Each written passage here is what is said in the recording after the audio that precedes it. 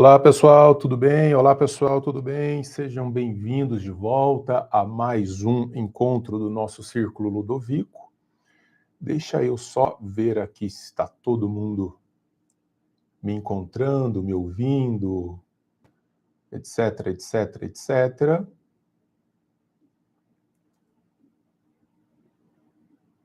Já estou reativando o link aqui, porque o anterior, para variar, corrompeu-se.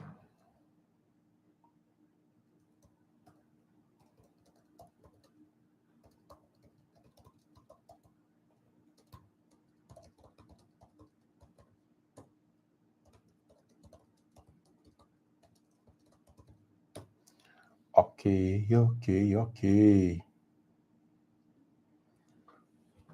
Vamos ver se vocês me acham agora. Espero que todos estejam bem.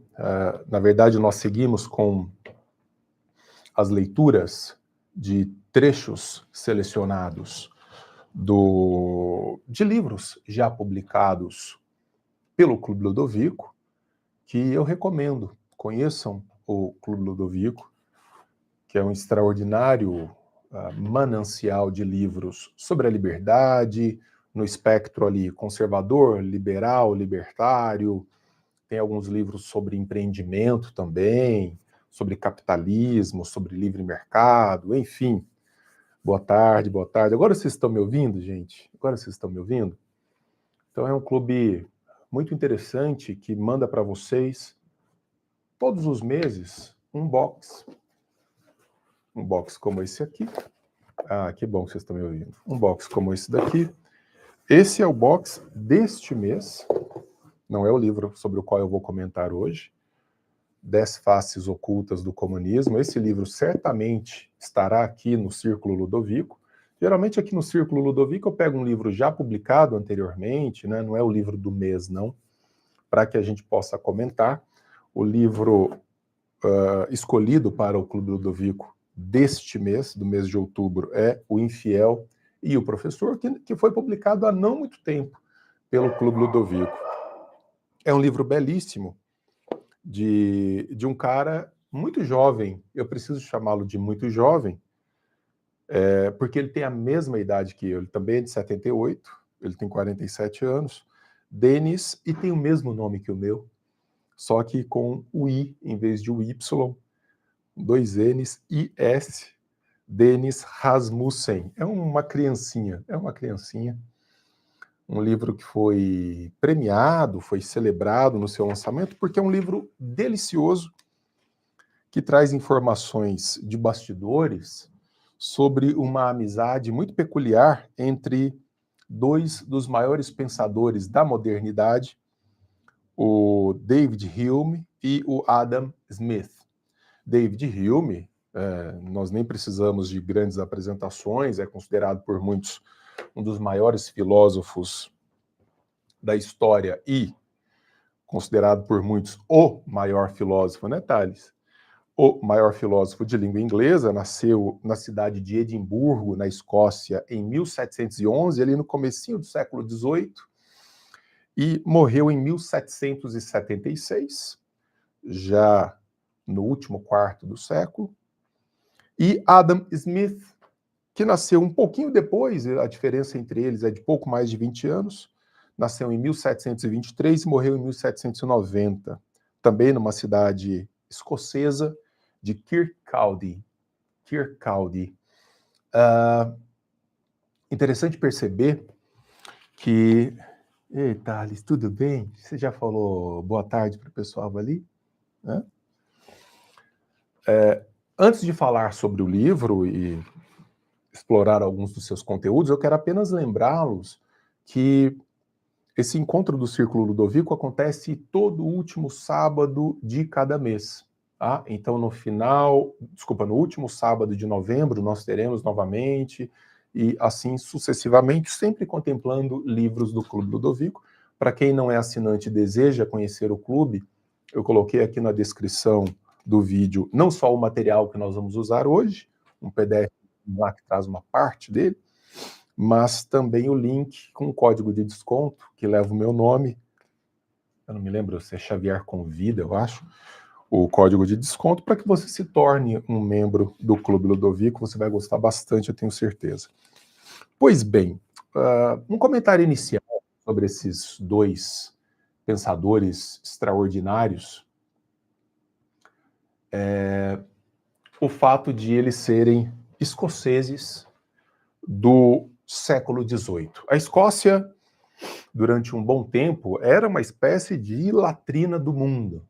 Então, um país muito pobre, muito tomado pela superstição, pela religiosidade no pior sentido do termo, e vamos dizer que motivo severo de grandes críticas de boa parte do resto da Europa. Então, sempre uma visão muito preconceituosa com relação à Escócia. Mas a Escócia, ali no século desses pensadores, no século XVIII, passa por algumas transformações muito interessantes que vão repercutir enormemente na sua vida cultural, na sua vida filosófica, especialmente a partir de 1707, com aquele que é chamado de o Ato da União, ou Ato de União, que cria o Reino da Grã-Bretanha, e que então coloca a Inglaterra e a Escócia no arcabouço, dentro de um arcabouço, né, político comum, o que fez com que a Escócia perdesse grande parte da sua autonomia política, mas, por outro lado, ganhasse enormemente do ponto de vista econômico, das transações comerciais, e é incrível que cidades como Edimburgo, Glasgow, se tornaram centros culturais e filosóficos e literários extraordinários. Então, o século XVIII foi um século de um boom cultural, filosófico, científico, absolutamente extraordinário, que coloca a Escócia no centro do mundo intelectual e confere à Escócia um espaço extraordinário no imaginário dos europeus, em especial.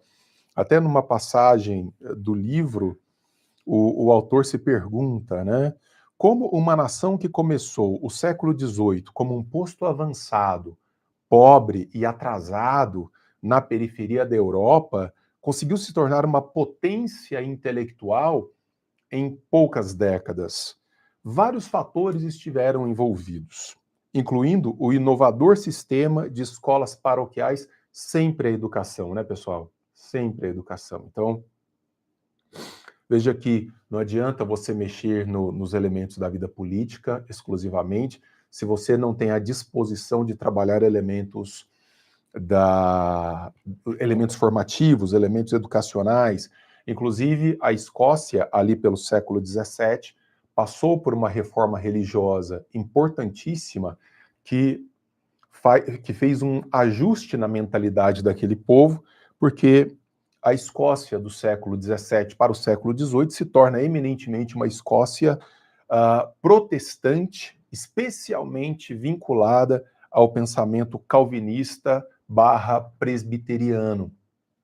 E nessa perspectiva protestante, ao contrário de uma perspectiva católica romana, o indivíduo deve assumir o seu entendimento, deve enfrentar as escrituras em primeira pessoa. Enquanto você pega aquele catolicismo romano que jogava nas mãos do clero a responsabilidade pela mensagem, pelo contato com a mensagem, então não é que você precisasse ser um grande pensador ou um estudioso ou sequer alfabetizado, porque o padre ou o clero já faria para você a ponte com a escritura, né? Então a você bastaria absorver um certo conteúdo. Dentro da perspectiva protestante calvinista, surge essa dimensão de autonomia do sujeito e de leitura em primeira pessoa das escrituras, o que leva, então, a essa preocupação, especialmente em território escocês, mas não só, de uma boa formação intelectual. Então, essas escolas, que ele chama aqui de sistemas de escolas paroquiais, eram escolas muito severas, com o processo formativo dos indivíduos, inclusive com aulas de filosofia, de ciências, de literatura, e esse conhecimento de lógica, esses conhecimentos não chegavam só às classes aristocráticas, porque mesmo entre os camponeses, mesmo os filhos de camponeses tinham acesso a essas mesmas escolas. Então isso cria uma Escócia muito mais permeável a um processo educacional sério, a um processo educacional interessante, que fez da Escócia, já no século XVIII, uma das sociedades mais alfabetizadas do mundo. Depois, por via de consequência, as universidades de Glasgow, Edimburgo, Aberdeen, St. Andrews se tornaram algumas das melhores da Europa. Então você tem registros do próprio David Hume, e não só dele, mas de grandes pensadores europeus, que passaram a olhar assim, para as suas próprias cidades para dizer, olha, vejam vocês, você pega uma cidade de Edimburgo, de Glasgow, que eram cidadezinhas do tipo 30, 40, 50 mil habitantes, que eram centros efervescentes de vida intelectual. Efervescentes de vida intelectual altamente agitada. Londres, que era uma cidade de ali aproximadamente 600, 700 mil habitantes, já no século XVIII, muitos vão dizer, Londres já não ocupa esse posto protagonista do ponto de vista da construção dos intelectos, como agora passou a ser ocupado por algumas das cidades escocesas. Em consequência, o surgimento de inúmeros clubes e sociedades de debates, claro, onde você introjeta bons processos educacionais, a coisa explode para todos os lados. A próspera indústria editorial, uma indústria editorial viva, né, que publica bastante, que tem editores preocupados sempre em saber o que os seus pensadores, os seus literatos estão escrevendo. E, enfim, uma série de outros elementos, por exemplo, a chegada de ministros progressistas um pouco mais moderados, que vão liderar uma revolução. A igreja presbiteriana, no começo, era absolutamente radical, e esses moderados começaram a relativizar a radicalidade mesmo da igreja protestante, e isso promoveu um ar de relativa liberdade entre os escoceses. De modo que esses dois homens se conhecem em 1749 e são ambos filhos de um ambiente muito propício escocês, que vai marcar aquilo que passou a ser denominado como o Iluminismo escocês. O Iluminismo escocês. Aqui vocês têm como um ponto de referência que todo mundo evoca as disputas intelectuais, por exemplo, entre David Hume e Jean-Jacques Rousseau, né? O Rousseau, uma figura extremamente difícil. Rousseau era um homem extremamente difícil, muito desconfiado, chato, frequentemente muito chato, difícil de lidar, e em algum momento ele teve que ser acolhido na Escócia por David Hume, David Hume sempre tentando salvar o Jean-Jacques Rousseau de alguns problemas, e, na verdade, o que acontece é que o Rousseau depois vai dizer que, como eles eram os dois, talvez, pensadores mais famosos daquele tempo, que o David Hume, na verdade, estava plantando notícias contra o Jean-Jacques Rousseau. Então, assim, existe uma farta literatura sobre essa rusga entre David Hume e Jean-Jacques Rousseau. Mas sobre a amizade de Hume com Adam Smith, não tem tanta coisa. Por isso, a importância desse livro e essa tentativa de compreender o modo como essa amizade trouxe frutos extraordinários para o modo como nós compreendemos hoje a nossa existência, a nossa vida, alguns dos nossos valores, né?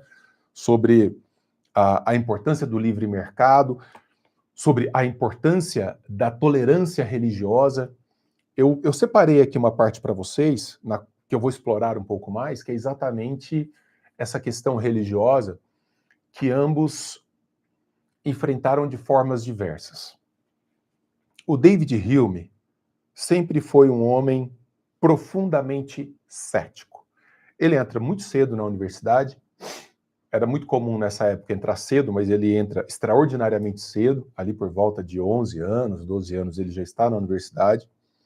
O Adam Smith entra um pouco depois, por volta dos 14, 15 anos, eles entram na universidade. E o David Hume, ele tem um espírito cético que permeia todo o seu pensamento filosófico. Todo o seu pensamento filosófico. E isso trouxe a David Hume uma série de problemas. Uma série de problemas. Por quê? Mesmo estando numa Escócia um pouco mais tolerante do ponto de vista religioso, ela era só um pouco mais tolerante do ponto de vista religioso. Todo professor, antes de assumir uma cátedra na universidade, por exemplo, fazia um juramento de natureza religiosa. E aquilo incomodava profundamente alguns desses pensadores. Imaginem vocês que o Hume, ele por 2 vezes tentou a carreira de professor universitário, em Glasgow e em Edimburgo, salvo engano, e nas 2 vezes ele foi reprovado, ele foi preterido por se colocar como um cético, porque os seus livros, ao contrário do que ele imaginava, em algum momento talvez, ele tentava sempre apresentar o seu ceticismo religioso. Talvez a gente pudesse chamá-lo de um agnóstico, porque ele nunca afirmou a não existência de Deus, mas sempre problematizou muito a vida religiosa. Ele sempre tentava colocar isso de maneira meio escamoteada, às vezes na forma de diálogos, né? Mas sempre muito provocativo, e isso batia atravessado nas instâncias de poder da Escócia naquele momento. Então era um homem que não cedia nesse sentido. Já o Adam Smith, que também não era exatamente, ou pelo menos não parecia ser um homem religioso, mas era um homem que tratava menos desses assuntos e que tratava com um pouco mais de sensibilidade. Não se sabe exatamente se por causa da religiosidade pungente da mãe, ou por uma espécie de precaução política. O Adam Smith foi uma vida inteira professor universitário, tá? Então ele nunca teve grandes problemas no que diz respeito ao exercício da cátedra, né? Gente do mundo inteiro ia até a universidade para ouvir as aulas do Adam Smith, mas a posição dele não é exatamente anticlerical, mas entende que a religiosidade radical traz uma série de problemas. Já o David Hume, ele enfrenta isso de maneira um pouco mais direta, e isso trouxe, sim, problemas ao David Hume. Pois bem,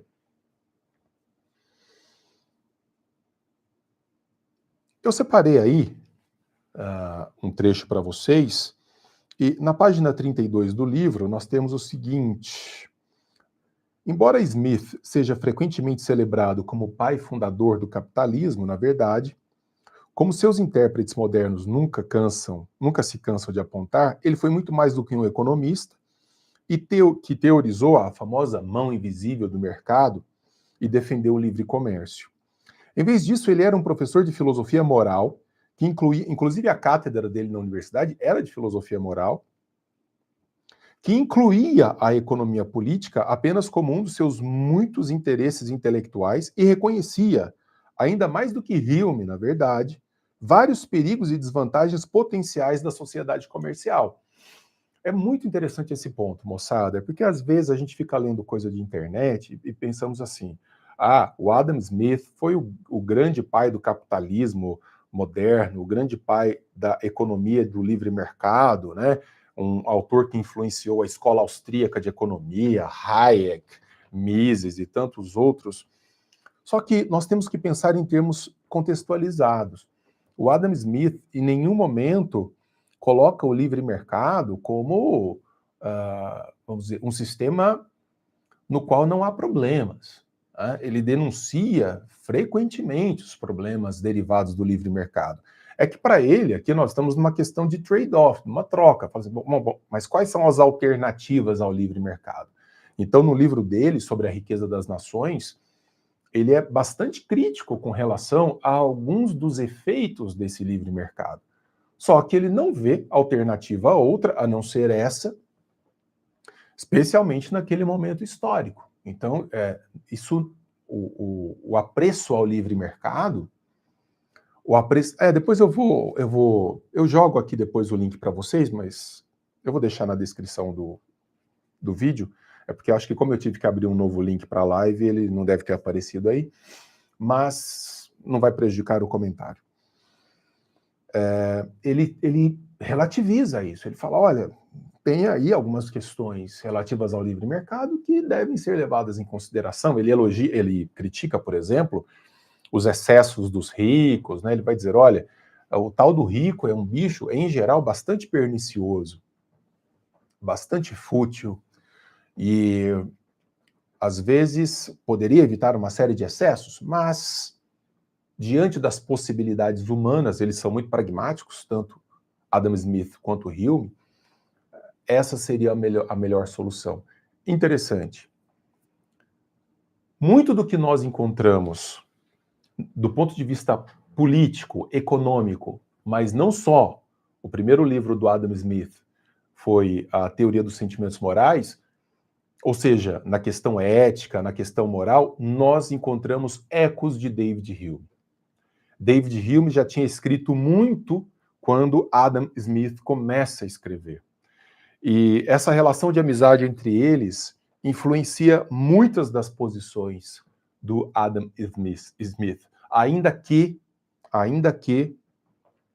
como dizem alguns biógrafos, o Smith tenha se apropriado de alguns conceitos huminianos e deslocado esses conceitos, tornando-os originais. Né? Então, o Adam Smith não roubou nenhuma ideia do David Hume, porque o David Hume também era um favorável ao livre mercado, falava da importância das relações comerciais estabelecidas entre os homens, mas o Adam Smith absorve isso e repropõe nas suas obras. Smith que escreveu só 2 livros, né? Sobre a riqueza das nações,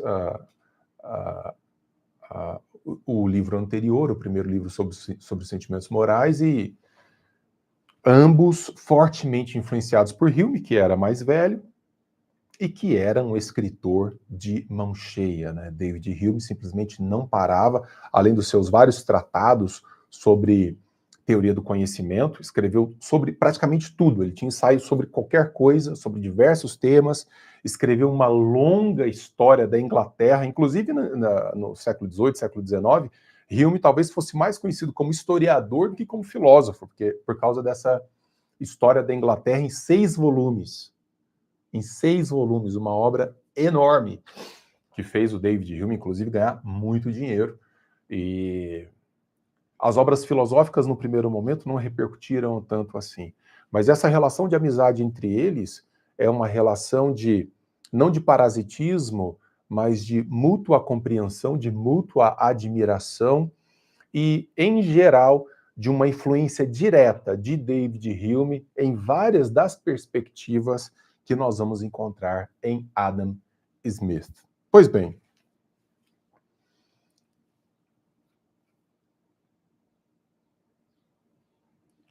existe ainda uma outra dicotomia entre os dois que também é enganosa. Então, essa coisa de que os dois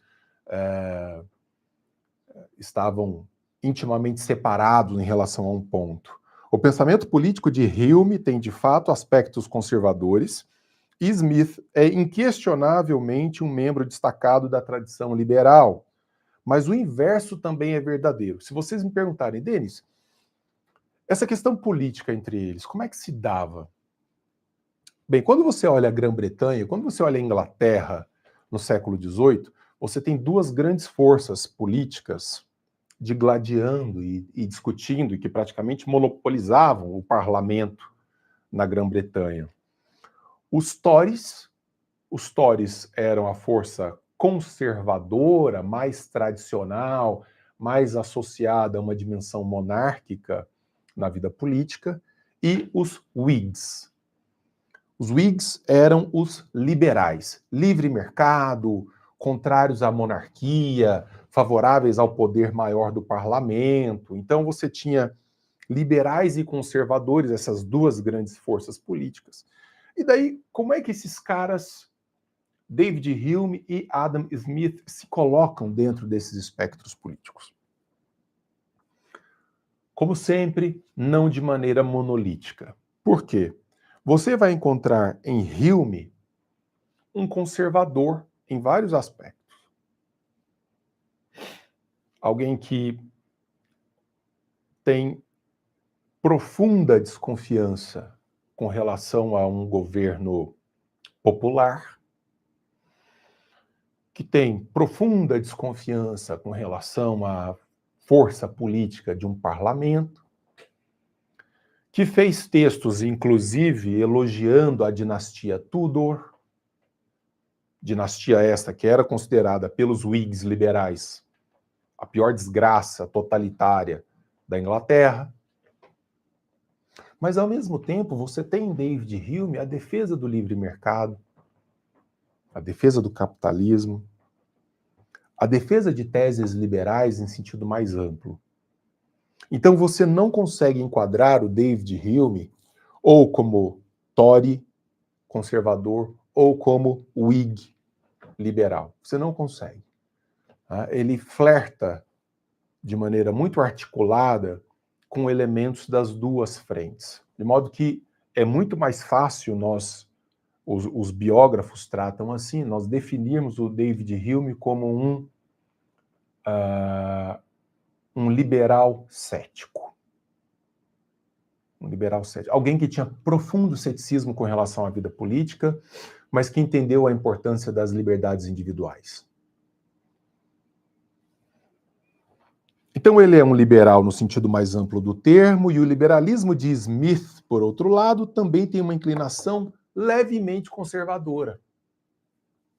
Levemente conservadora. De modo mais concreto, ambos abraçaram os ideais centrais associados à tradição liberal, enfatizando os benefícios do Estado de Direito, dos limites ao Estado, um Estado reduzido, um Estado limitado, um governo limitado, ambos vão nesse mesmo sentido, da tolerância religiosa, ainda que eles tivessem lidado de formas diferentes com a questão da religiosidade, não existe intolerância religiosa por parte de nenhum deles. Da liberdade de expressão, da propriedade privada e do comércio. Essas coisas mais ou menos unem os dois pensadores. Por isso, a afinidade entre eles era extraordinária. É muito legal ver, o livro traz isso. As primeiras trocas de cartas entre eles, sobraram umas quase 60 cartas trocadas entre eles. No começo eles estão muito o senhor para cá, o senhor para lá. No final já estão o meu mais dileto amigo, o meu mais especial amigo. Então eles têm um tratamento assim que vai se tornando cada vez mais íntimo, e no qual eles tratam de diversos assuntos. Assim, ambos apoiavam, em geral, a ordem comercial liberal e moderna da Grã-Bretanha do seu tempo. Por outro lado, ambos desconfiavam de inovações políticas grandes e repentinas. E aí você tem um certo verniz um pouco mais conservador. Esse verniz que no mundo político não é muito afeito a grandes revoluções. Essas mudanças muito radicais, essas mudanças muito agressivas. Dado o caráter falível da razão humana, olha como o iluminismo escocês tem esse ponto de diverso em relação ao iluminismo francês. O iluminismo francês toma a razão como um elemento inquestionável da vida, como um elemento irrepreensível, infalível. Já o iluminismo escocês, especialmente pelas mãos do David Hume e do Adam Smith, eles entendem que a racionalidade, ela ela não deve ser entendida como um elemento de infalibilidade, é que ela tem uma natureza complexa. Tá? E daí, quando você pega essa racionalidade aplicada ao mundo político, eles defendiam que devíamos ter cautela em relação a grandes esquemas para reestruturar radicalmente a sociedade. Então, você precisa de certos experimentos, você precisa ir um pouco mais devagar com o andor, exatamente para que, a depender da revolução, os revolucionários não se tornem a comida do café da manhã do dia seguinte. Assim, embora tenham defendido certas reformas para a sociedade da sua época, como o livre comércio e uma maior tolerância religiosa, David Hume foi frequentemente vítima de uma certa intolerância religiosa, sempre insistiram que essas mudanças deveriam ser implementadas de maneira gradual e ponderada. Gradual e ponderada. Então, não é possível exatamente nós enquadrarmos um deles em Tory ou Whig, conservador ou liberal, porque você vai encontrar elementos compositivos de ambas as filosofias em ambos os aspectos políticos. Eu disse que faria um comentário sobre o elemento religioso. Por quê? A religião foi um dos elementos mais estudados e mais explorados pela filosofia do David Hume. E ainda que não tenha sido um dos mais estudados e explorados por Adam Smith tinha um olhar especial para essa questão. No período iluminista do século XVIII, a religiosidade exacerbada, a crítica vulgar, popular, qualquer forma de superstição, de mito religioso, isso tudo era muito mal visto pelos filósofos. Tem algumas cartas trocadas entre eles. O tom é bem crítico. Aquele povo lá que se submete, aquele povo que transfere a autonomia do seu intelecto ao primeiro membro de clero que aparece na frente deles e tal. Então, os iluministas do século XVIII, eles são fortemente críticos de uma existência escorada numa dimensão religiosa. Essa religiosidade vulgar, popular, ela ocupa o espaço de uma reflexão mais séria sobre a vida, de uma reflexão ilustrada sobre a vida. Então, para os filósofos franceses, para os filósofos escoceses, ingleses,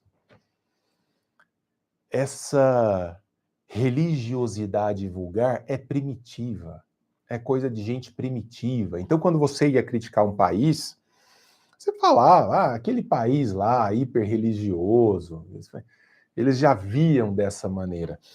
Tanto que quando eles começam a elogiar a Escócia em meados do século, que eles veem a Escócia diferente, toda instruída, toda estudada, alfabetizada, eles falam, puxa, agora nós estamos falando de um outro espaço, né, de uma outra vida intelectual. Alguns literatos vão chamar a Escócia daquele momento de a nação dos gênios. A nação dos gênios. Alguns vão comparar a Escócia daquele momento com a Atenas de Péricles. Imaginem vocês. Imaginem vocês. A religião foi uma das principais preocupações de David Hume. Quase tudo que ele escreveu tocava no tema de uma forma ou de outra. A credibilidade dos argumentos em favor dela, suas origens e consequências psicológicas, sua história, seus efeitos sobre a moralidade, sobre a política. Denis, mas eu já li em algum lugar, e nesse livro isso vai muito bem explicado, que David Hume não desejou uma nação ou uma civilização não religiosa. Que ele disse que era importante que a religião estivesse vinculada ao aparato estatal. Como que se explica isso? Isso que parece ser uma grande dicotomia, desculpa, um grande paradoxo. O sujeito que vê a nocividade da vida religiosa, do ponto de vista da vulgarização do intelecto, da ausência de autonomia intelectual. E, por outro lado, dizer, tudo bem, mas no que diz respeito à manutenção do Estado, é preciso ter a presença de uma estrutura religiosa, inclusive, eventualmente, financiada pelo próprio Estado. Parece estranho. Vocês podem ter certeza de que ele não faz isso por uma espécie de concessão de fé. Ele é bastante utilitário, para usar um termo inadequado, vou usar um termo melhor, ele é bastante pragmático ao propor essa ideia. E eu vou tratar sobre isso mais à frente. Hume não era nem um crente, nem um ateu completo, mas o que poderíamos chamar de um agnóstico. Ou que no século XVIII era simplesmente chamado de cético. Um termo bastante mais apropriado, diz o autor.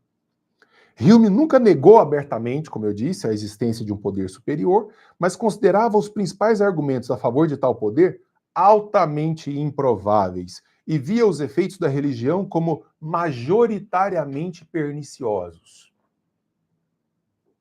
Os efeitos da religião na vida do homem são majoritariamente perniciosos. Mas por que ele vai falar sobre, então, a religião presente na vida do Estado? E aí eu preciso insistir nesse ponto com vocês. O iluminismo escocês, que inclusive depois vai dar origem a concepções como ordem espontânea, lá em Hayek, um dos grandes autores da escola austríaca, o iluminismo escocês, ele tinha uma compreensão de que é preciso respeitar o espírito do tempo. Que certas revoluções poderiam causar um resultado pior, como eu acabei de dizer agora há pouco. Então, do ponto de vista da religiosidade, religião é um problema, mas existe ali um elemento de controle social do qual nós não podemos abrir mão aqui nesse século. Não dá para explodir tudo e dizer Estado laico, Estado laico. Era esse o ponto, portanto. É como se o Hume e o Adam Smith não discorda dele nesse sentido, dissesse: nós precisamos de uma religião amparada pelo Estado porque nós precisamos do controle que vai segurar certos homens, especialmente os mais intelectualmente despreparados, em certas caixas de controle para que a gente não tenha um resultado ainda pior. Então, a igreja é bom. Por um lado, mantém a galerinha na caixinha. Mantém um certo universo social na caixinha. E se os resultados disso podem ser ruins, a ausência disso é pior.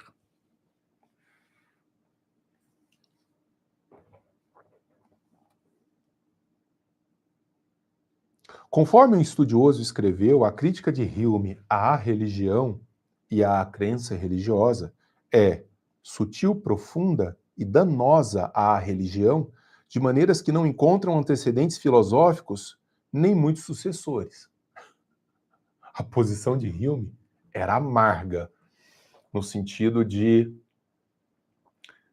mesmo de ter trazido a ele muitos problemas, como eu disse. Hume, por vezes, apresentava seus argumentos de maneira hábil ou oblíqua, atribuindo-os a um personagem de um diálogo, ou vestindo conclusões céticas como um manto de um espanto fideísta sobre os mistérios dos caminhos de Deus. Então, o Hume era muito inteligente, sempre utilizando modos e articulações para tentar não se expor demais, mas ele não se aguentava, a verdade é essa.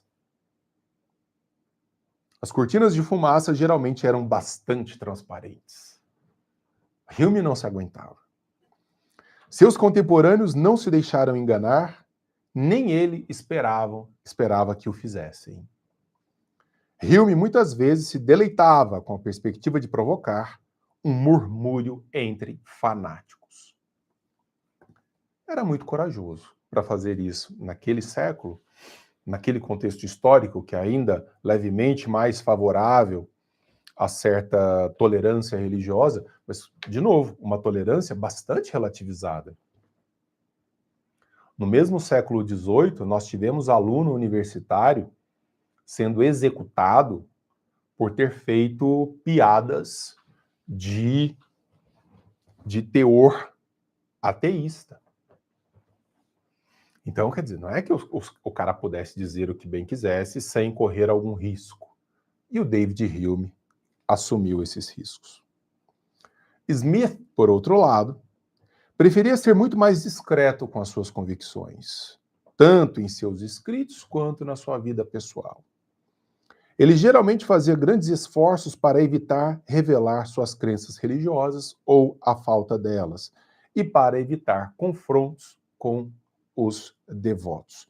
Eu estou lendo o final da página 34, para quem está com o livro aí. Alguns contemporâneos frequentemente notavam que Smith era muito reservado nas conversas quando surgia o tema religião. Ele não tocava muito no assunto. Também escreveu muito menos sobre isso. Lá na Teoria dos Sentimentos Morais, que foi o primeiro livro dele, Smith invoca de tempos em tempos a ideia de uma ordem providencial e parece relativamente simpático ao impulso religioso ao descrevê-lo. Algumas páginas você diz, olha que interessante isso daqui.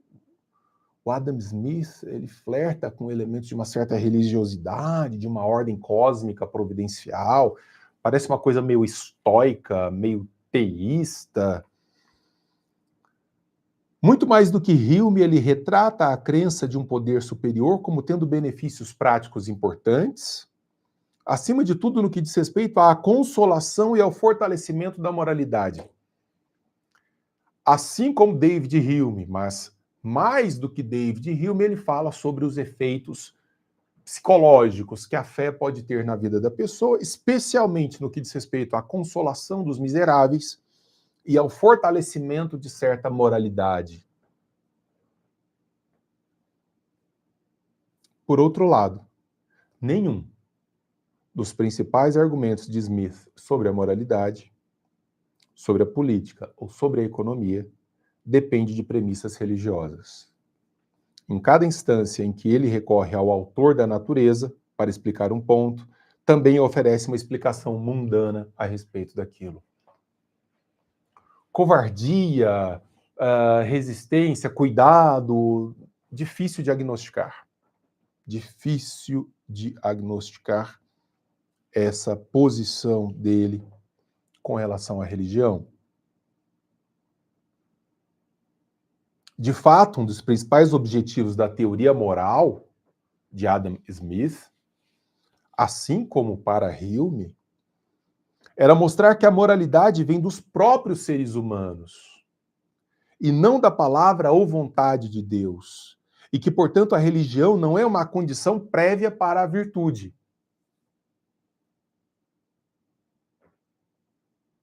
Entende a dubiedade da posição dubiedade ou precaução da posição do Adam Smith? Olha, a vida ética legítima é uma vida escorada na especulação estritamente racional. Eu não nego que elementos da religiosidade possam servir de catalisador para uma vida moral, para uma vida ética em um grupo social, mas não se encontra ali o fundamento superior de uma vida ética.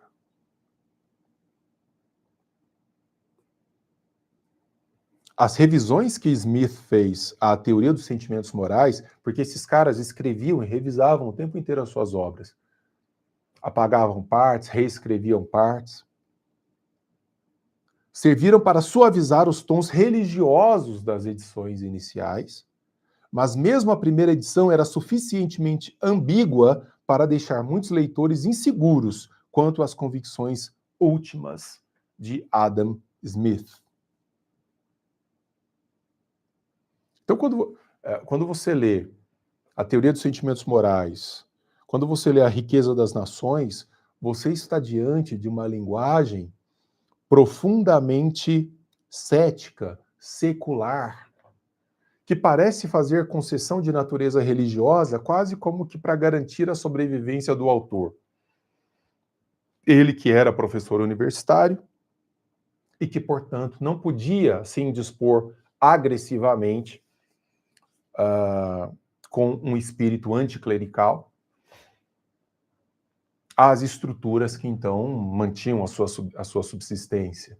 Já o David Hume, durante um tempo ele viveu com um dinheiro herdado da família, esse dinheiro começou a acabar, depois ele se torna preceptor, depois ele ingressa no serviço público como secretário do governo, então ele sempre conseguiu se manter de alguma forma. Depois começou a ganhar mais dinheiro com as suas obras, especialmente com a história da Inglaterra, e sempre que ele quis ser professor universitário, ele esbarrou nessa questão da sua posição religiosa um pouco mais marcada.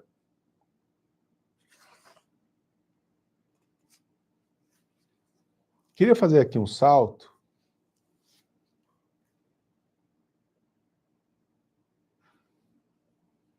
O autor faz um comentário aqui que é o seguinte: se fosse forçado a aplicar um rótulo às visões religiosas de Adam Smith, este observador o descreveria, ele, né, o autor, o Dennis, o descreveria como um deísta cético, em oposição a um cético completo como Hume.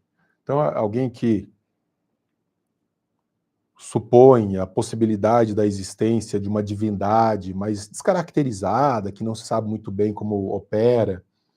Smith quase certamente não era um cristão crente, não há sinais de que tenha aceitado a divindade de Jesus, por exemplo, e parece ter suspeitado de muitas formas de devoção religiosa. No entanto, é possível que ele tenha mantido uma crença em algo superior, distante, talvez benevolente.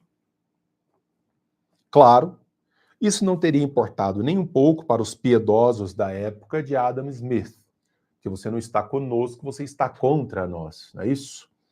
O ateísmo, o ceticismo, o deísmo, todos os quais implicavam descrença no cristianismo, eram considerados como uma parte de um mesmo conjunto digno de reprovação. Não importa se você acredita numa coisa superior, numa força superior, ou se você é cético, ou se você é agnóstico, ou se você é ateu, tudo isso faz parte de um programa anticristão e que poderia trazer sérios problemas a você.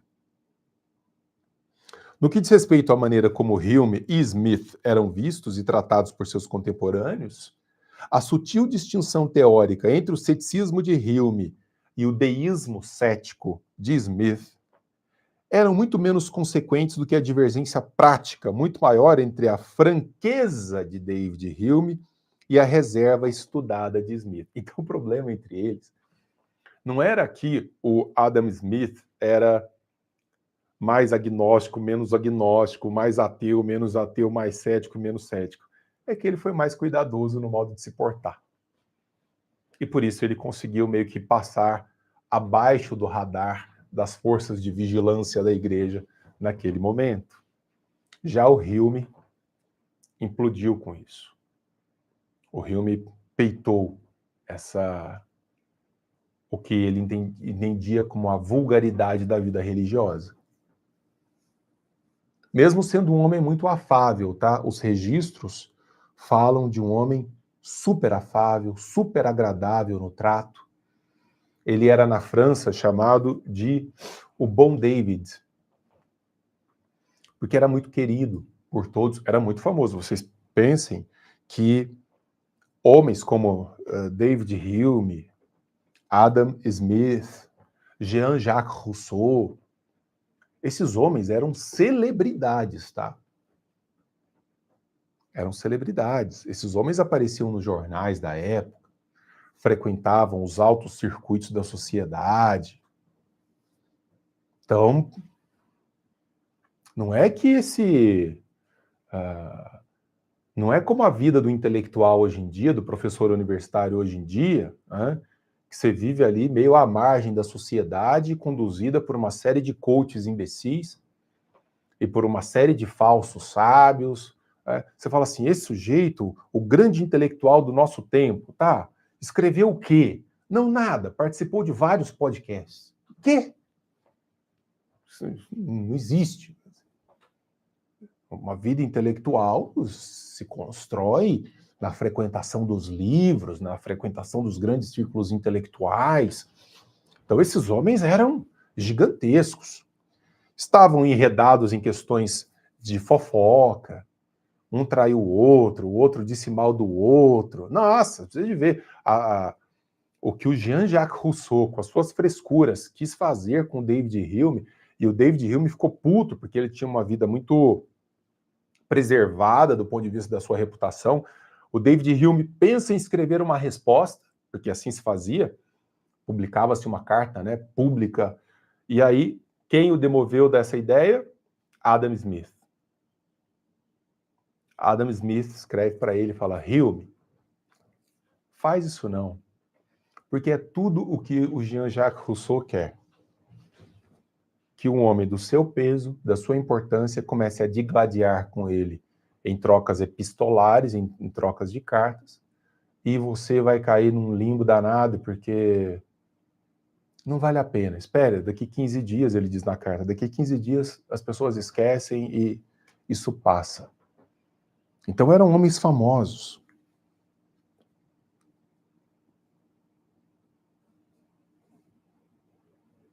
Essas posturas contrárias levaram a reputações igualmente contrastantes, naturalmente. Hume foi chamado de o grande infiel e considerado inadequado para ensinar os jovens, motivo pelo qual ele foi rejeitado em cátedras universitárias. Tentou 2 vezes obter uma cátedra, mas em ambos os casos o clero se opôs decisivamente à sua candidatura. Enquanto Smith se tornou um respeitado professor de filosofia moral. Tudo isso, veremos, ocasionou muitas provocações e brincadeiras entre eles. A troca de cartas entre eles tem alguns momentos de grande... Como todo homem inteligente é bem-humorado, né?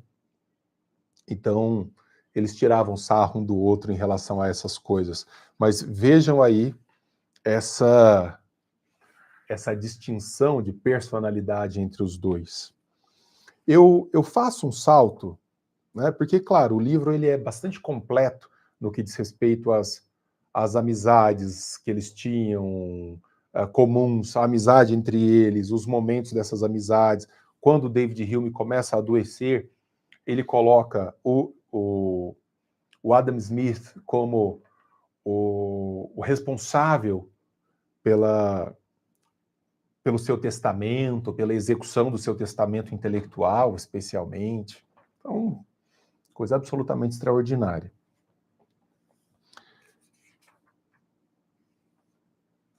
Antes de avançar um pouco nessa questão religiosa que foi proeminente entre eles, o autor, aqui na página 228, evocando elementos da economia, diz o seguinte: se por um lado Hume dá pouca ênfase à divisão do trabalho, porque acredita na sociedade comercial de forma geral, deixa eu pular essa linha.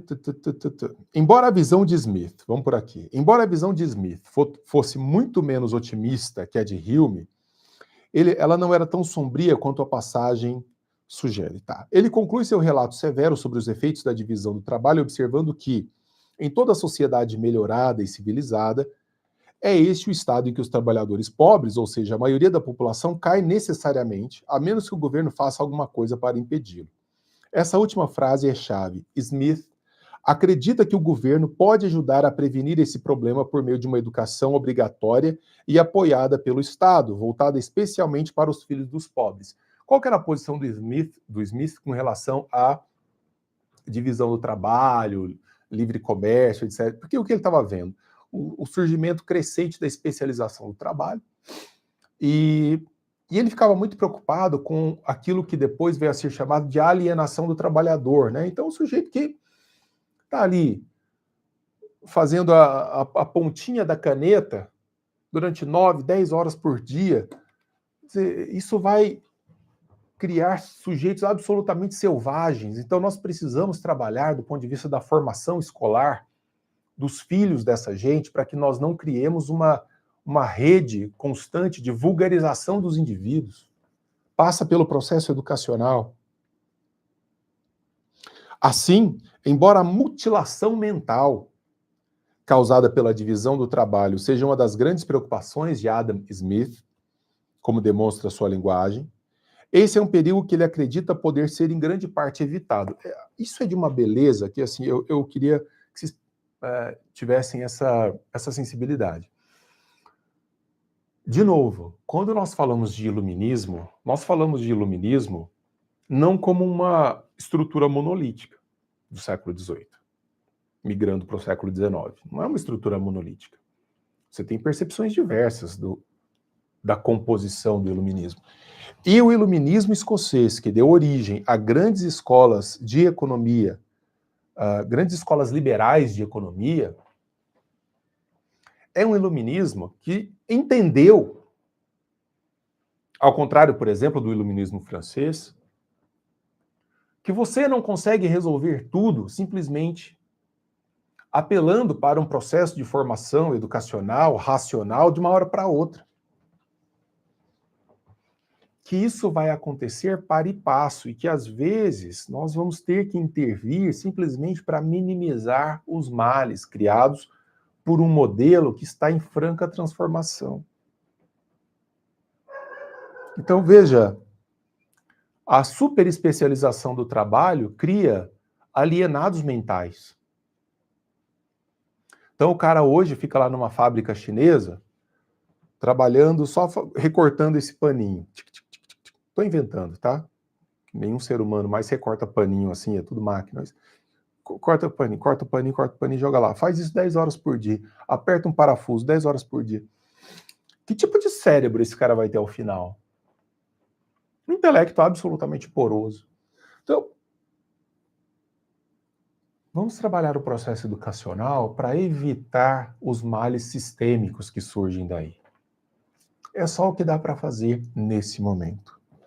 E daí, quando nós estivermos numa situação um pouco melhor, nós passamos para um outro processo, e assim vamos evoluindo. Então, quando você falar de iluminismo escocês, lembre-se da expressão de Hayek, a ordem espontânea, o respeito à ordem espontânea, a compreensão da ordem espontânea. Outro problema importante da sociedade comercial, que é muito mais difícil de evitar, é a tendência de gerar enormes desigualdades econômicas. De fato, Smith sustenta que onde há grande propriedade, há grande desigualdade. Para um homem muito rico, deve haver pelo menos 500 pobres, e a afluência dos poucos supõe a indigência dos muitos. Uma versão manuscrita anterior da parte da riqueza das nações é ainda mais contundente. Nela, Smith declara que, com relação ao produto do trabalho de uma grande sociedade, nunca há tal coisa como uma divisão justa e igualitária, porquanto aqueles que mais trabalham recebem menos, e o pobre trabalhador carrega, por assim dizer, sobre seus ombros toda a estrutura da sociedade. Aí você pensa, mas parece o discurso de um socialista. E está muito longe disso. Está muito longe disso. De novo, o fato de ser um defensor do capitalismo ou da ordem espontânea do mercado ou do livre mercado, não vai fazer com que o Adam Smith ele tenha uma preocupação com as distorções que podem ser criadas dentro desse regime, dentro desse mercado. Embora a desigualdade comercial possa não levar ao tipo de dependência pessoal absoluta que os servos enfrentavam sob o feudalismo, então não se compara o tipo de submissão que o pobre trabalhador sofre em relação aos servos do período feudal, para Adam Smith, em A Teoria dos Sentimentos Morais, ela serve para distorcer as simpatias das pessoas, levando-as a admirar e emular os muito ricos e a negligenciar e até desprezar os pobres. Como resultado, os pobres sofrem não apenas as privações materiais que são próprias da pobreza, mas também os sentimentos de invisibilidade e até vergonha que frequentemente acompanham a pobreza. Que é um problema que se coloca como propiciar uma boa geração de riqueza, da qual todos possam usufruir, e na qual o sentimento de vergonha que acompanha a pobreza seja, se não eliminado, pelo menos afastado em grande medida. E o Smith, como eu disse antes, sugere que a nossa admiração pelos ricos é especialmente problemática, porque os ricos não são, de fato, pessoas particularmente admiráveis. Pelo contrário, ele descreve os estratos superiores da sociedade, já no seu tempo, como permeados pelo vício e pela loucura, pela presunção e pela vaidade, pela adulação, pela falsidade, orgulhosa ambição e ostentosa avidez. É o baita vocabulário que ele coloca à disposição da crítica aos muito ricos.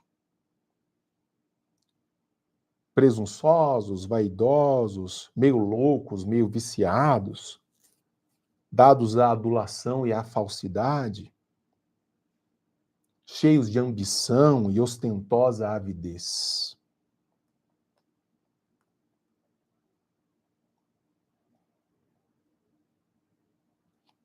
Embora Hume ocasionalmente toque nas possíveis desvantagens da desigualdade econômica, que pode surgir do livre ajuste entre as partes no mercado, ele era mais complacente a esse respeito do que Adam Smith. Vamos colocar assim que o Adam Smith ele tinha uma visão um tanto mais socialmente preocupada do que David Hume nesse sentido, nesse aspecto. O Hume, que influenciou o Adam Smith nesse sentido,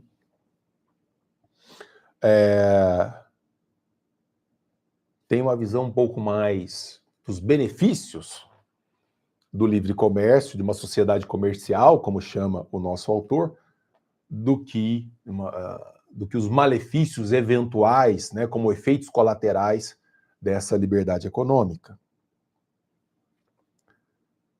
Último parágrafo da página 229, nada disso sugere, contudo, que a adesão de Smith à sociedade comercial tenha sido de alguma forma parcial ou superficial, tá vendo? Então, não pensem vocês, erroneamente, que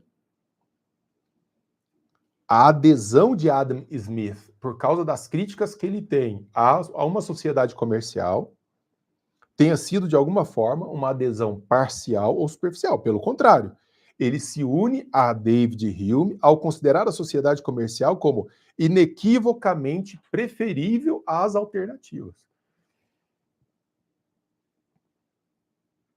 E está aí uma chave de compreensão desse negócio todo, porque ainda hoje, os ingênuos do socialismo, que acham que o socialismo um dia pode dar certo, que o comunismo, ainda pior, um dia pode dar certo, não dá. Não dá, mas não é por uma questão de querer. Não dá por uma questão de natureza. Lá dentro do Instituto Sociedade da Lanterna, nós tivemos, essa semana, uma aula belíssima do professor Barbieri sobre a impossibilidade do cálculo econômico, essa impossibilidade que inviabiliza o socialismo do ponto de vista da natureza humana. E essa é a grandeza do Adam Smith. De falar, cara, claro que tem problemas. Uma sociedade comercial vai ter distorções. E nós vamos ter que trabalhar para combater essas distorções, sem inviabilizar essa sociedade comercial. Esse é o ponto. Você trabalha em alguns efeitos, em algumas distorções que uma sociedade de livre comércio pode gerar. Mas você não inviabiliza essa sociedade, porque é o melhor que nós podemos oferecer, de acordo com a nossa natureza. O grande problema é a ingenuidade daquela razão que acha que pode governar o curso da história a ponto de eliminar todos os efeitos colaterais. Você não elimina, é trade-off. Você troca uma coisa por outra, você melhora uma coisa sabendo que a outra vai ser em algum momento negligenciada, e daí você tenta ajustar. É isso. A ordem espontânea marca pela provisoriedade das posições e o repensamento das posições.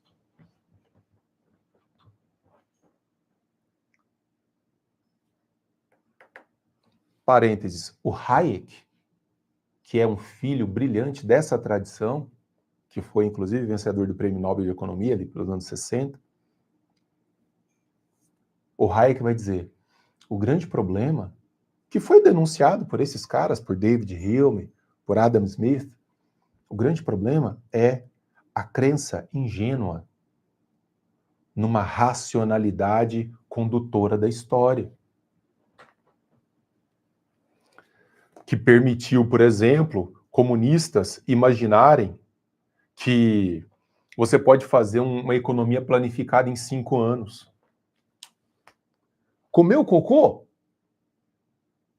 As dinâmicas humanas da vida em sociedade planificadas em 5 anos. Daqui a 2 meses aparece um carrapato que mata os bichos, daqui aparece uma pandemia que mata a gente, daí aparece uma praga que destrói plantações inteiras. Você não planifica nesse lapso largo de tempo, porque a nossa razão não é capaz de descrever como um manual tudo aquilo que pode acontecer com a vida em sociedade. Então nós temos que ser racionais, mas uma racionalidade como um instrumento de melhor adequação da nossa posição em relação às estruturas sociais que vão se formando. Olha que beleza essa escola escocesa de filosofia e de economia. Olha que coisa extraordinária.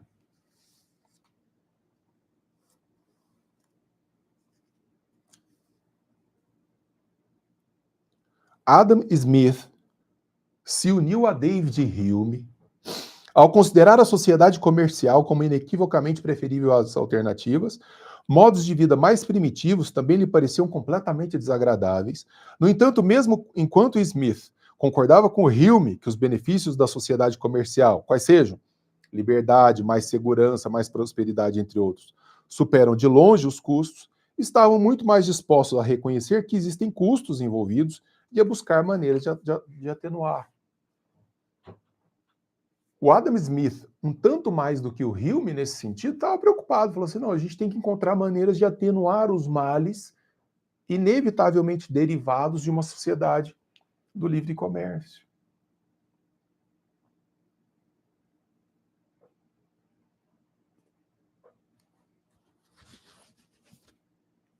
Agora, e eu caminho para a conclusão do meu comentário, o autor volta a um ponto de separação um pouco mais radical entre os autores.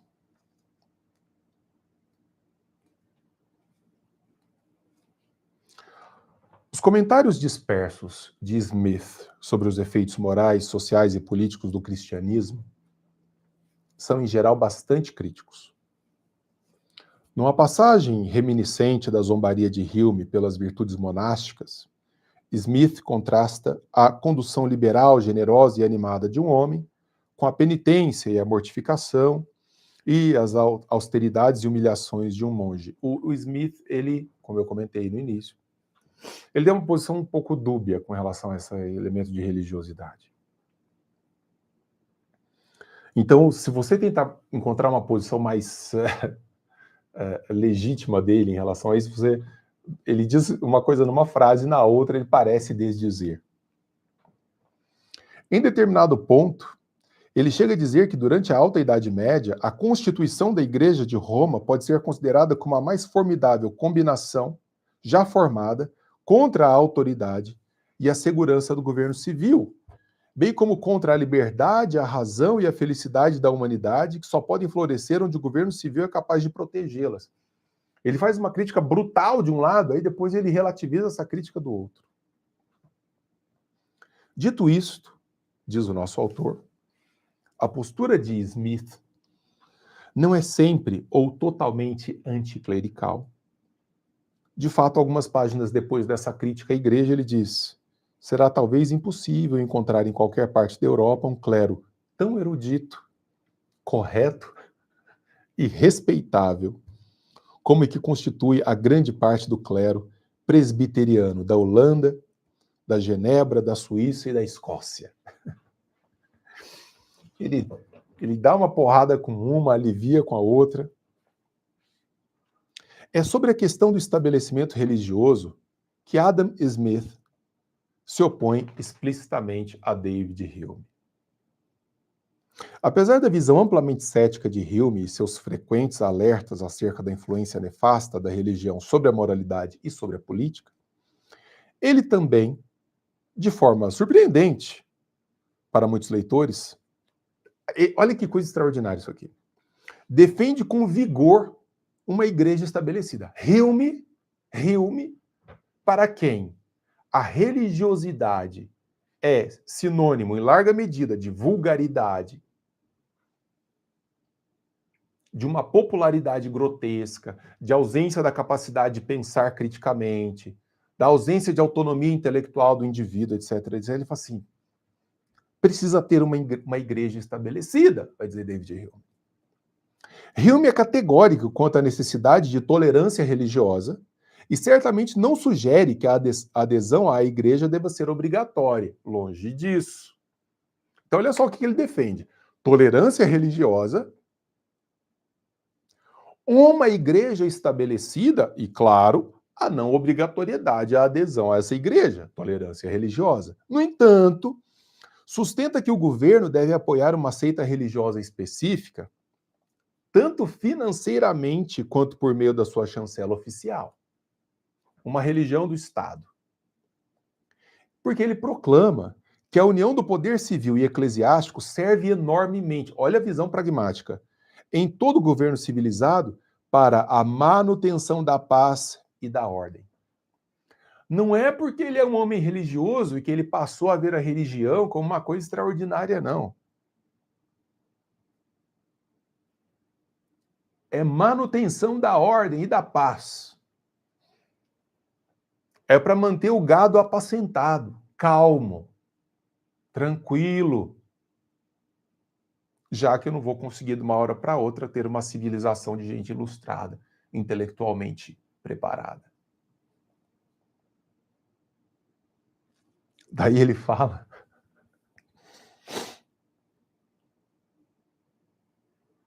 que a separação completa entre a igreja e o Estado pode até ser perigosa. Que loucura, né?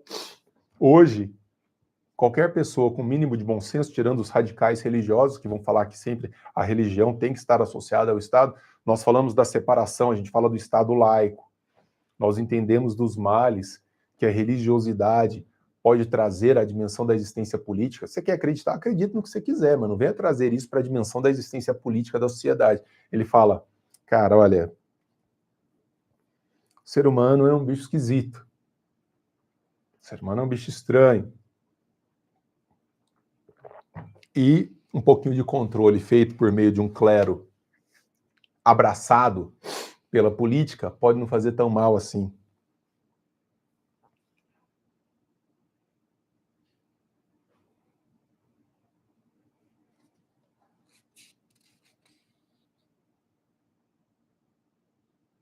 Agora, a posição do Adam Smith com relação a isso é levemente diferente. Não, não é levemente diferente, é um tanto diferente. Então vejam, o Hume defende essa igreja monopólica que flerta com o Estado por uma questão pragmática. E como é que o Adam Smith vê isso?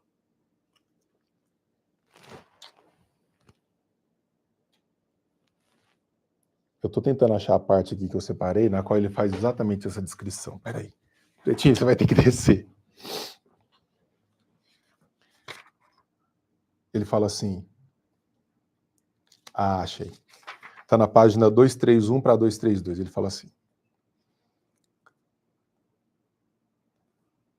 Embora Hume fosse geralmente um defensor firme do livre mercado, permitindo que as pessoas tomassem suas próprias decisões econômicas sem interferência indevida do Estado, ele via essa ideia como perniciosa quando aplicada à religião. Ou seja, o Hume diz assim, é ruim, do ponto de vista religioso, você deixar a coisa solta demais, numa livre competição dos elementos de fé. O mercado, afinal, incentiva a competição. E a competição entre seitas religiosas era o que incomodava o David Hume. Essa competição entre seitas... Por isso que era importante o Estado ter um vínculo com uma religião monopólica, que podia permitir outras religiões orbitando aquilo ali, tolerância religiosa, mas que o Estado tivesse associado a uma visão monopólica que mantivesse as rédeas da coisa. Já para o Adam Smith, não.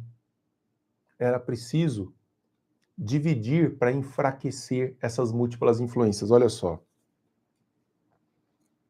A competição entre os clérigos para atrair seguidores teria o efeito de inspirar intolerância e fanatismo para David Hume. A melhor maneira de evitar essa situação, sustenta Hume, é que o governo privilegie uma seita específica, pague os salários dos seus clérigos, etc, etc. Em outras palavras, a besta pode ser domesticada se nós a alimentarmos.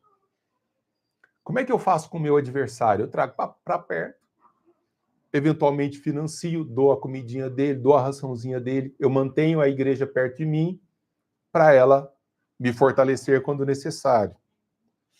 Um estabelecimento eclesiástico dissuade secretamente o clero de ser diligente no excesso das suas funções. Smith abordou a questão com o mesmo objetivo de Hume, minimizar a intolerância religiosa, mas minimizar também o fanatismo. Mas chegou a uma conclusão oposta quanto aos meios mais seguros para atingir esse fim.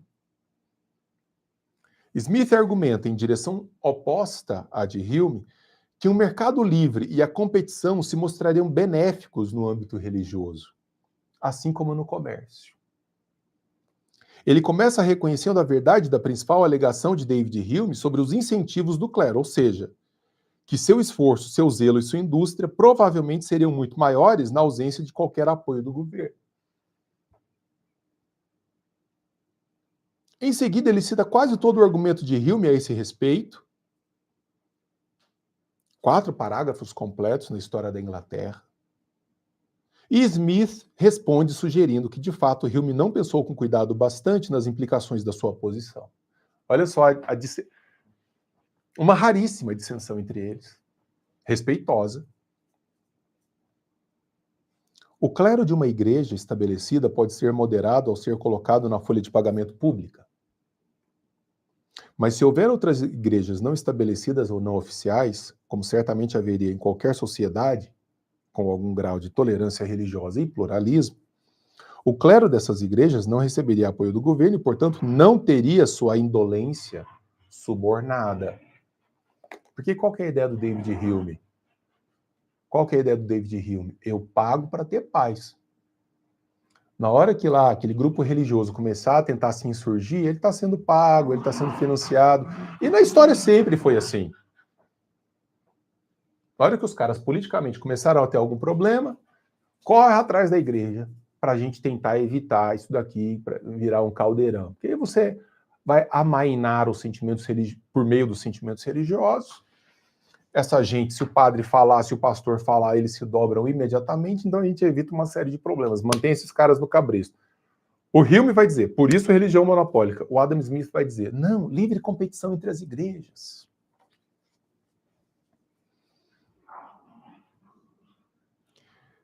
Smith sugere que as seitas mais entusiásticas começariam a conquistar convertidos entre o povo e o clero da igreja estabelecida, e se sentiria compelido a chamar as autoridades políticas para perseguir, destruir ou afastar os seus adversários como elementos perturbadores da paz pública. Então ele está falando assim, é ruim essa ideia de cooptação política da fé, porque de uma maneira ou de outra, as igrejas iriam começar a brigar entre si e o Estado teria que solapar a ascensão de outras igrejas se ele pretende ser religiosamente tolerante.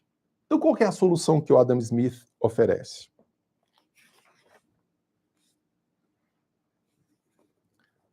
Aceitar a proliferação de seitas religiosas que naturalmente vão disputar entre si por seguidores e influência, controlando mutuamente o poder umas das outras. No livre mercado, que David Hume também defende na economia, mas que não defende na fé, no campo da religiosidade. O zelo interessado e ativo dos mestres religiosos só pode ser perigoso e perturbador onde há ou apenas uma seita tolerada na sociedade, ou quando a totalidade de uma vasta sociedade se divide em 2 ou 3 grandes seitas.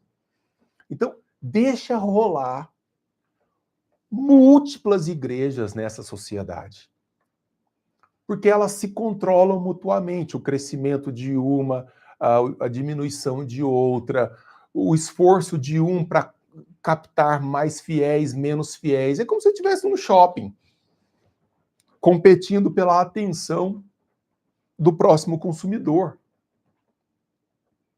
Deixe esses caras competirem. A ideia de um monopólio estatal religioso é péssima, a visão de Smith com relação a David Hume.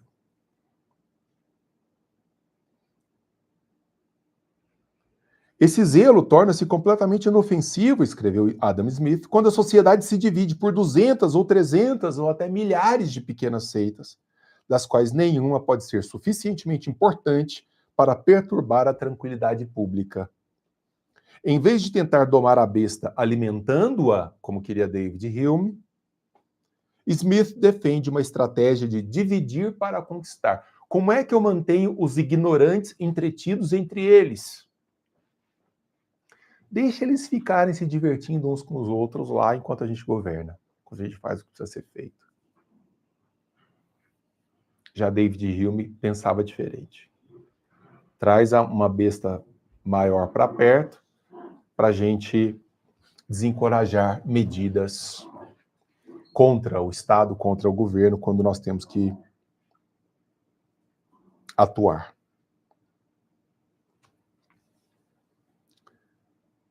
E finalizo, ele sugere ainda que há 2 maneiras simples e eficazes por cuja ação conjunta o Estado poderia, sem violência, corrigir tudo aquilo que há de antissocial e desagradavelmente antissocial na moral de todas as pequenas seitas em que o país estava dividido. Então, como é que você, ao mesmo tempo, combate a vulgaridade das pessoas imersas no mundo religioso? Com as artes e com as ciências. Diz ele, a ciência é o grande antídoto para o veneno da paixão e da superstição religiosa. E propõe que o governo incentive o estudo, exigindo que as pessoas passem por algum tipo de exame antes de serem admitidas a exercer qualquer profissão liberal. Então, você deixa as pessoas livremente exercendo a sua religiosidade, mas, ao mesmo tempo, promove uma atuação pública forte que faça com que essas pessoas estejam permeáveis à vida da cultura, à vida da ciência, à vida da filosofia. E assim, naturalmente, as manifestações radicais religiosas mais radicais vão sendo controladas, solapadas, ajustadas. Mas o que eu acho interessante é que seja David Hume, seja Adam Smith, eles têm visões muito críticas sobre o espírito religioso, sobre a vida das pessoas, mas que, na ausência de um elemento crítico formativo e a submissão de algumas pessoas a esse espírito religioso, então que a gente faça da melhor maneira possível para controlar essa gente e controlar os efeitos deletérios que essa gente poderia trazer para a vida em sociedade.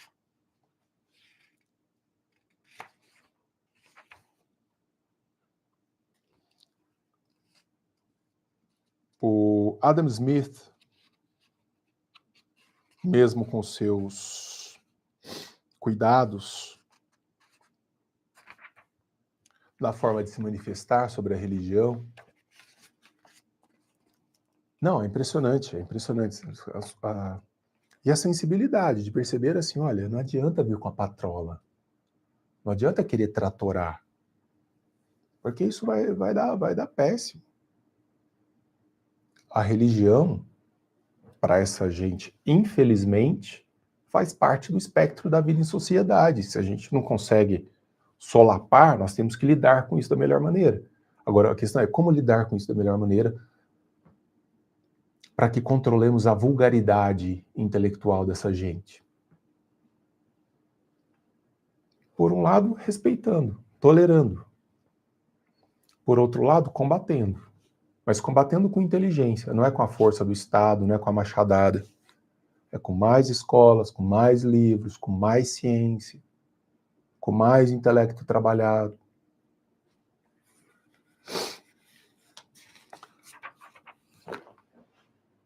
David Hume morre antes de Adam Smith.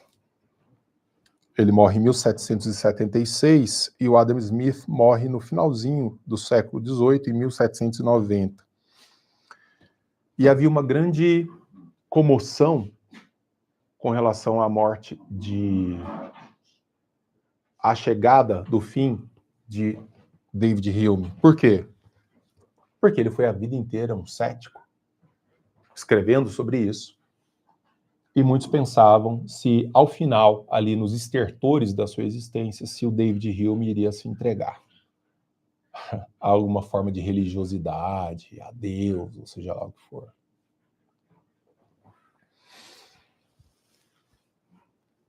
E quem fala sobre isso, com muita coragem, é Adam Smith. Numa carta final, quando David Hume morre em 1776, quando David Hume morre em 1776, o Adam Smith escreve,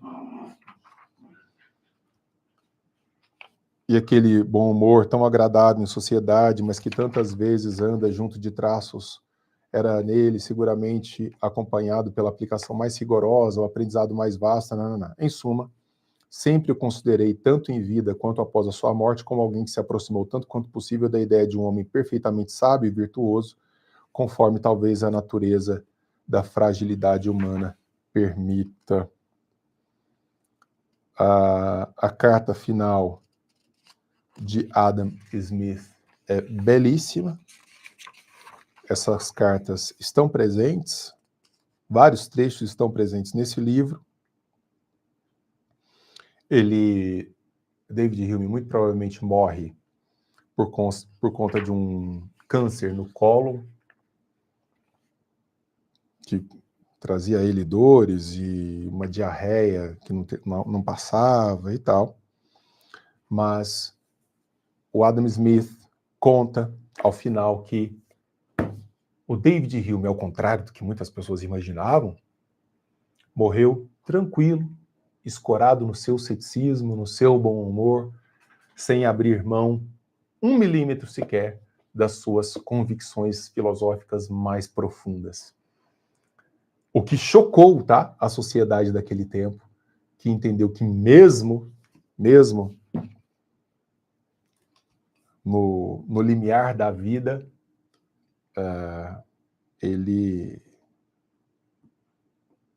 ele não se entregou a uma conversão religiosa.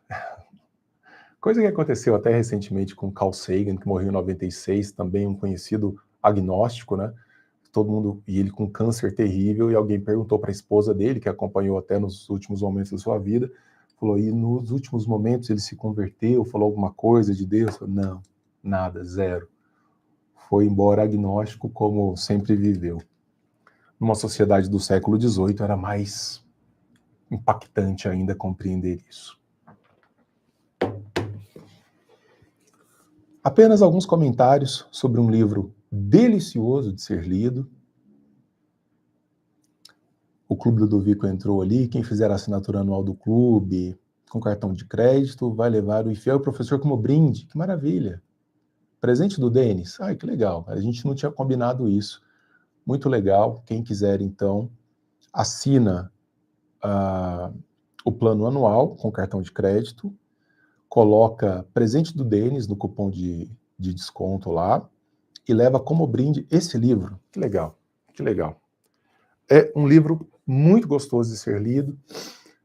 Diversos aspectos são tratados, outros, né, nas trocas epistolares entre eles. Não daria para fazer isso num único encontro, uma leitura pormenorizada, então eu fiz um corte aqui naquilo que os diferenciava, os aproximava e os diferenciava, especialmente nessa questão religiosa. O autor chama muita atenção para isso, e eu espero que vocês tenham gostado. Vai receber o presente no primeiro box do livro do mês vigente, e mais essa obra de arte comentada hoje pelo professor. Então, se você assina, coloca lá o cupom presente do Denis, e junto com o primeiro livro que você vai receber na sua casa, vem também o Infiel e o Professor, um livro muito premiado pelo meu xará, Denis Rasmussen. Você viu aí, Clube Ludovico, a coincidência que o Denis dele também é com 2 N's, o meu é com 2 N's e Y, o dele é com 2 N's e I. E agora temos em comum o privilégio de termos publicado os nossos livros no Clube Ludovico, porque o meu também foi publicado no Clube Ludovico. E lembrando que nesse mês de outubro, né, para quem já tem a assinatura ativa, já vai receber essa preciosidade aqui, 10 faces ocultas do comunismo, sempre em versão luxuosa, as 10 faces ocultas do comunismo, o ouro espanhol, o maior roubo de Stalin. Stalin roubou, coitado, imagine, algumas notáveis obras falsas sobre a União Soviética, a Rússia, a União Soviética e o cadáver errante de Adolf Hitler. Quem é você, Che Guevara? Putin, o último avatar do comunismo. Que legal, que legal. Espero que vocês aproveitem muito. E no final, no último sábado do mês que vem, do mês de novembro, estamos aqui com mais uma leitura do Círculo Ludovico, tá bom? Beijo carinhoso para vocês, boas leituras, bom fim de semana e até já. Tchau, tchau.